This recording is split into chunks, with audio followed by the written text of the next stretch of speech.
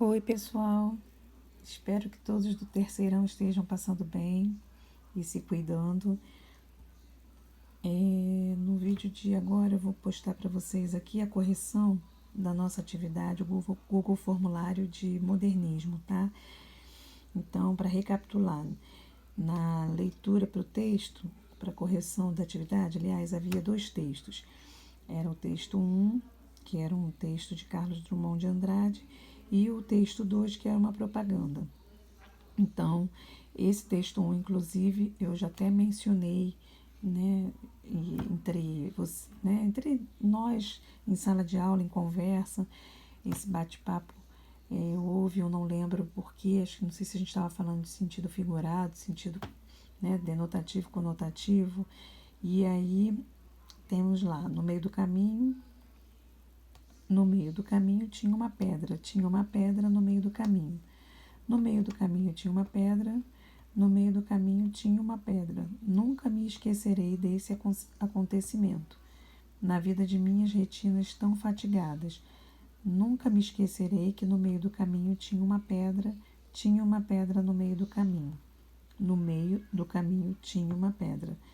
Então, vocês percebem que há uma redundância, uma repetição contínua, tá? E é um texto de um autor considerado modernista, principalmente por romper com tudo que havia, né, até o momento. Então, sobre o texto, a gente tem lá a primeira questão. O texto 1 é um dos poemas mais representativos de Drummond. Nesse texto, a pedra é algo material? O que pode simbolizar a pedra?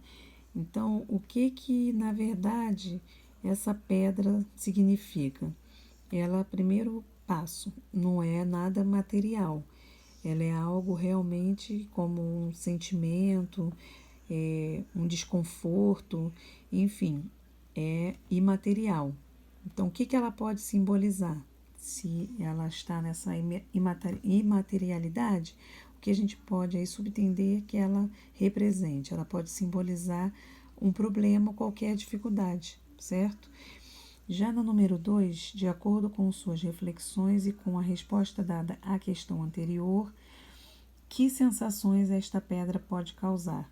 Então, já que na número 1 a gente afirmou ali que a pedra é algo imaterial, ou seja, pode representar qualquer dificuldade ou problema, então ela pode simbolizar um problema, as sensações, incômodo, dor, tristeza, enfim, quaisquer circunstância negativa que incomode, que atrapalhe a vida dessa personagem, certo?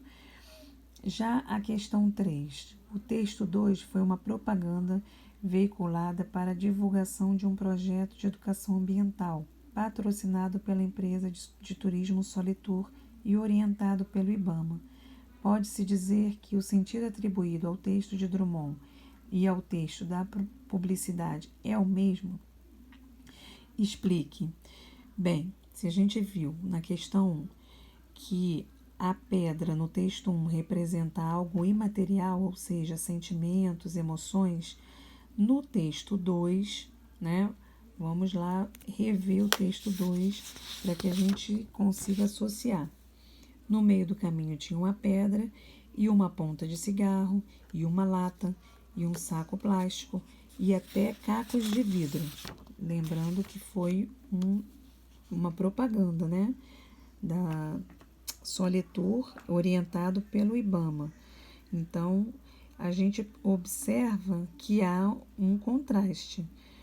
Se no primeiro pedra tem o sentido conotativo, ou seja, imaterial, algo que a personagem sente, no segundo, essa pedra ela é mais um dos obstáculos que há no meio do caminho, né? Não só há a pedra, como há também o cigarro, a lata, o saco plástico, os cacos de vidro. Então, ela está no sentido denotativo, ou seja, no sentido literal, certo? Então, a gente observa esse contraste aí entre os dois textos, embora bem semelhantes, mas com essa diferença aí na sua essência. Da número 4, a gente tem aqui uma afirmativa, né, no início dela. A inferência é uma operação mental pela qual deduzimos, concluímos as coisas. Então, no verso, na vida de minhas retinas são tão fatigadas, da segunda estrofe, o significado da palavra em destaque é, ou seja, fatigadas, dá a entender que seja o quê? Cansadas, gente. Fatiga vem de cansaço, tá? Então, o sinônimo aí para fatigadas é a letra A, cansadas, certo? A gente fica por aqui. Qualquer dúvida, só me chamar, tá? Via plataforma. Um abraço a todos.